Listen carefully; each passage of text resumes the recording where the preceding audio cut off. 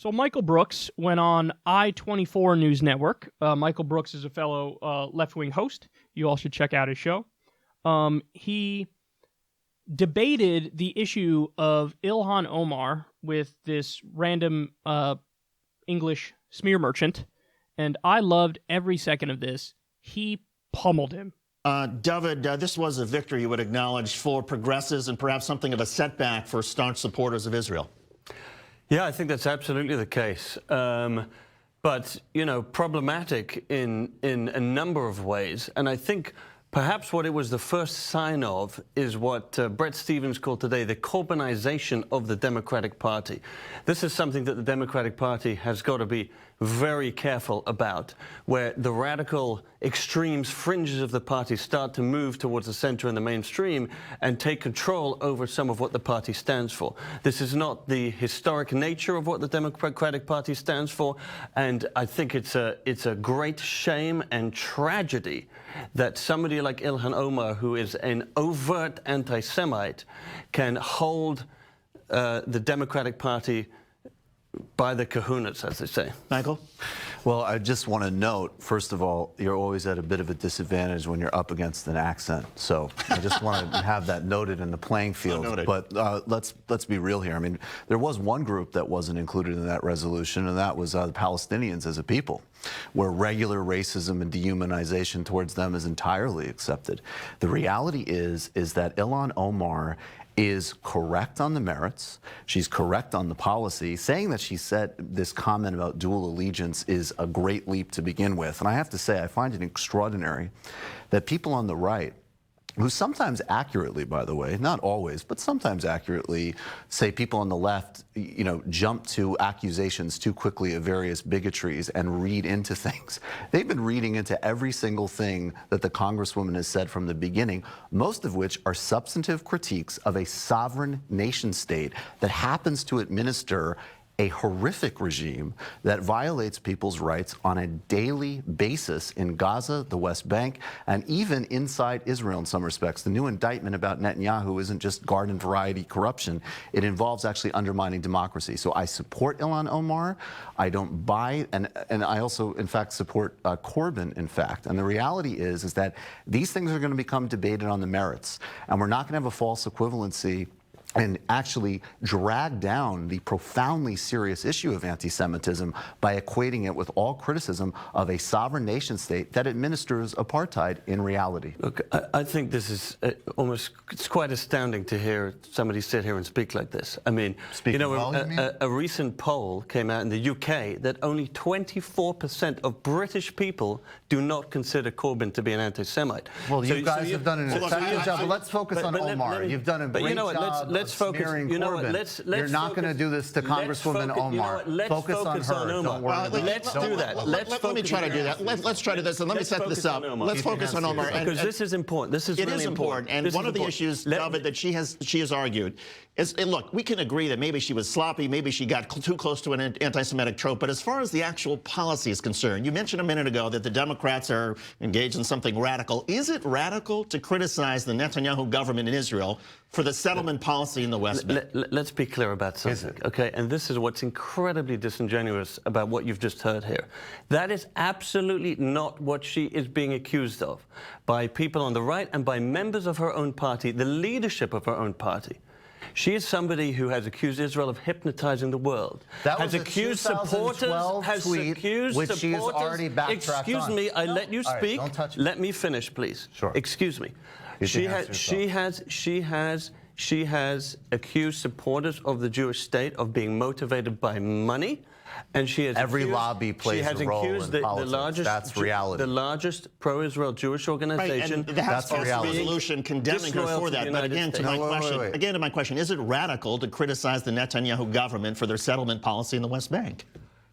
That's not what this discussion is That's about. absolutely what this is discussion it radical? is about. It's not. This it's not discussion is radical. about the role but that of is lobbies. not what this discussion is about. That's not This what discussion Ilhan is Omar about being the accused power of That's lobbies. not what she's being criticized This discussion before. is about money in politics. This discussion is about foreign policy in the Middle East. Also, Ilhan Omar has been a robust critic of Saudi Arabia. She said people should boycott the Hajj because of Saudi Arabia's conduct. The reality is that the old stagnant frames of both the sort of Saudi and Israeli consensus is being undermined and disrupted and critiqued in a robust way, which is oriented on global human rights standards and not, in fact, ethnocentric identity politics, which is a problem wherever it manifests. And the smearing of her, the lies about her, the disgusting, grotesque display against her you just saw is only going to strengthen people's commitment. But can you understand why a lot of people who support Israel, they may criticize the Netanyahu government, feel that Israel constantly gets singled out by people on the Democratic left in a way that is unfair compared to the rest of the world? So in terms of reality, let's break this down. Number one, there is... First of all, if Israel wants to be held to a higher standard than a place like Saudi Arabia, it's going to be held to a higher standard. When people say, well, why don't you complain about the Saudis? First of all, everybody does, and the Saudis at least don't have any pretensions that they're anything other than a brutal theocracy and monarchy. The Israelis have maintained a position of being the only democracy in the Middle East, while they have maintained an occupation of another group of people for over 40 years and regularly killed and bombed civilians. And the second standard is that, look, again, in terms of reality, Israel has not only serious and profound and systemic problems, which even poses a threat in some respects to our security, but like Egypt, we happen to fund them greatly. And so therefore, it is a different relationship. But you will find that those who criticize Israel in good faith, as many Jewish activists do, of course, are going to be actually the same people, as you see with Omar, who are questioning the relationship with the Gulf monarchies and other areas of dysfunction in Middle East policy. That will never be wrong, no matter how many lies and smears people throw at her. David? You know, we can have a long discussion about Middle East policy, but what you have seen tonight is disingenuity at the highest level. I agree. This is not what this discussion is about. This is not what Ilhan Omar is being accused of. Please don't interrupt. I let you speak. I let you speak. Please don't interrupt. And focus on policy. Please don't interrupt. Focus on this policy. is about a person who has come into the United States Congress and repeated, as a repeat offender, bigoted tropes against the Jewish community. She's been called out from it across the board, from within the Jewish community, from within her own party. And the concern is... people who agree with you, and look, there are plenty of people who do agree with you and may say that, you know, what she did was unconscionable, but by playing it out the way it did, by hitting back so hard at Ilhan Omar, who doesn't seem like any sort of threat to Israel or people who support Israel, the Israeli right has essentially lifted her stature. She has more power now than she did a week ago. But also, let's be clear, most people about the Israeli right, right? The criticism here is coming from across the political spectrum, and it's a very specific criticism. This is not criticism about discussion of Israel. It's criticism about repeating anti-Semitic tropes. And that's the charge of geoloyalty. That's the charge of being influenced by which we don't accept that premise. Right? And that's the charge of Israel hypnotizing the world. And every single These are the kind of tropes that you saw in Nazi every single propaganda. person is influenced by money from every single lobby. There's no magical exemption with AIPAC, and she's right. Well done by Michael Brooks. Very well done by Michael Brooks. This is something we've been saying for a while. The left has fighters. The left has teeth. Let us use them. Because you have to realize that there was a generation of Fox News and Rush Limbaugh and Sean Hannity and talk radio really framing the discussion and just driving the discourse. And they drag that Overton window so far to the right that even, you know, like a mild milquetoast centrist like Alan Colmes was viewed as Che Guevara. And Alan Colmes would have to go in there and I 25% agree with Hannity, but I 75% disagree, and let me politely explain what I'm talking about, and take forever to get to my point. And it ain't like that anymore, man. The era has totally changed. We're in a new era of politics. We're in an anti-corruption era. We're in a pro-populist era. We're in an era where the left pulls no punches, fights back, has clear policy goals, and also is not willing to play games with any bullshit smears. what happened to Ilhan Omar 100% is a smear campaign. I mean, she literally said it's all about the Benjamins, talking about AIPAC and how they buy influence in Washington, D.C., and they get politicians to do the bidding of the Israeli government. That's not even controversial. That's objectively true. And the idea that she singles out Israel is just false.